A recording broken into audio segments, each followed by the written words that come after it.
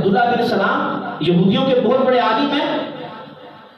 جب آقا علیہ السلام مدینہ تشریف لائے اور لوگ جو اسلام قبول کرنے لگے، حضور کے پاس آنے لگے، تو یہودیوں نے عبداللہ بن سلام کو تیار کیا کہ یہ بات کرنے میں ماہر ہیں، مناظر ہیں، اگلے آدمی کو زیر کرنا جانتے ہیں. انہیں تیار کیا کہ مسلمانوں کے نبی سے مناظرہ کر کے آؤ.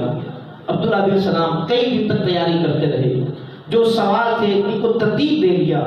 وہ دن ایک آ گیا، عبداللہ بن سلام حضور کی بارگاہ میں پہنچ گئے. ادھر یہودی انتظار کر رہے ہیں کہ عبداللہ بن سلام ان سے سوال کریں گے اور پھر یہ جیت کر واپس آئیں گے، ہم خوشیاں منائیں گے. وہ انتظار کر رہے ہیں.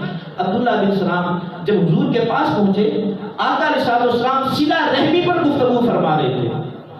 وہ بیٹھ گیا اور جب مجلس برخاست ہوئی اور صرف عبداللہ بن سلام رہ گئے، آقا علیہ السلام نے عبداللہ بن سلام سے فرمایا کہ عبداللہ خیریت سے آئے ہو؟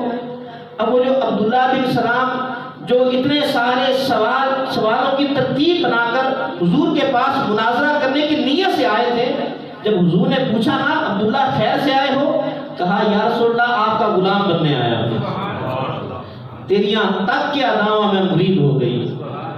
تو کہا یا رسول اللہ آپ کا غلام بننے آیا ہوں. تو کلمہ پڑھا، مسلمان ہو گئے.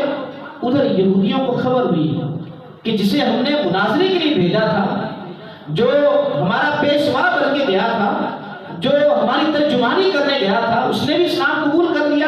برداشت نہ کر سکے، دوڑتے ہوئے حضور کی بارگاہ میں آ گئے. عبداللہ بن سلام کو کوسنے لگے کہ عبداللہ تو نے یہودیت کی ناک کٹوا دی، تو نے کوئی سوال کیا ہوتا، انہوں نے جواب دیا ہوتا، تیرا دل مطمئن ہو جاتا تو پھر، اور تو اسلام قبول کرتا. ہم سمجھتے علمی آدمی تھا، تحقیق کی نگاہ سے دیکھا، جواب صحیح ملا تو صحیح نتیجے تک پہنچا، اسلام قبول کر دیا.